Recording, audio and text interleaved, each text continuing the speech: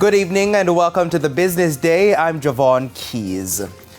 I spoke about those gas prices at the start of the bulletin. Fuel prices will see another week of marginal declines effective tomorrow. A litre of 87 and 90 gasoline will sell for 25 cents less.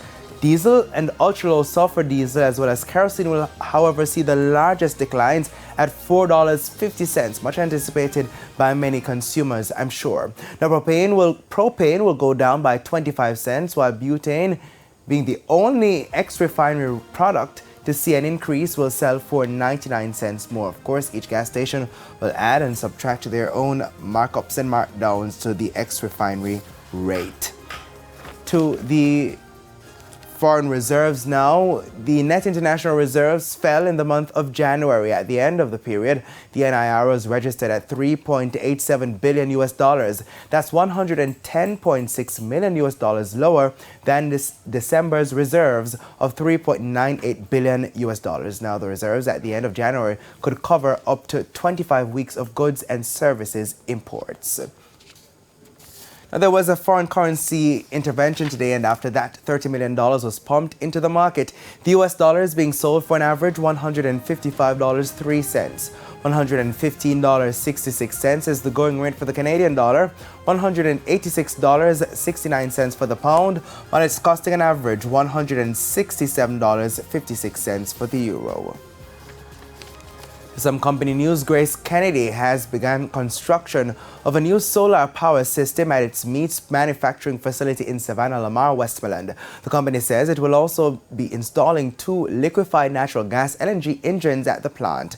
GK says once the installation is complete, the facility will be able to generate up to 1,000 megawatts of clean energy, meeting more than 80% of the plant's electricity needs. Now, CEO of GK Foods Domestic, Frank James, says the new renewable energy technology is to diversify the group's energy supplies. He says the volatility of the global oil market with supply and price variations make this transition a priority. Mr. James says with the full adaptation of the new energy strategy, the company expects to save more than $1 million per year in net energy costs by 2026.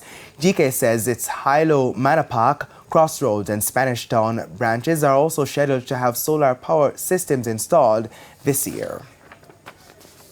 The Hart NSTA Trust says it has graduated 19,300 trainees across various programs from 2019 to 2022.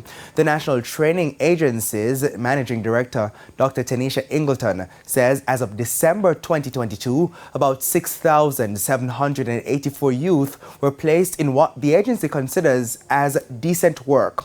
This is, however, below the 7,300 target. Meanwhile, Dr. Ingleton says Jamaica has seen a 33% increase in students enrolled in tertiary studies in the last 10 years.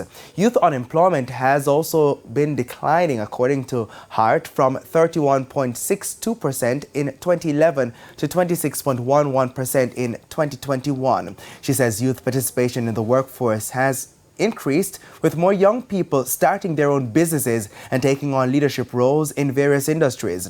In the meantime, Dr. Ingleton says the agency has provided grant funding for micro, small and medium-sized enterprises, MSMEs, of up to $1 million. Trainees can also access up to $300,000 to start their own business.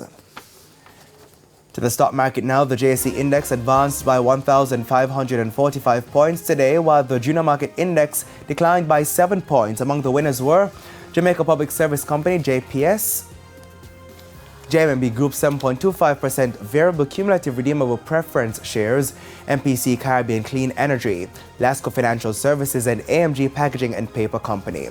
Now, among the losers were Productive Business Solutions, PBS 10.5% CR preference shares, Margaritaville Turks US dollar shares, CAC 2000, Epley 5% preference shares, and Proven Group. And that's the Business Day. I'm Javon Keys. Good evening.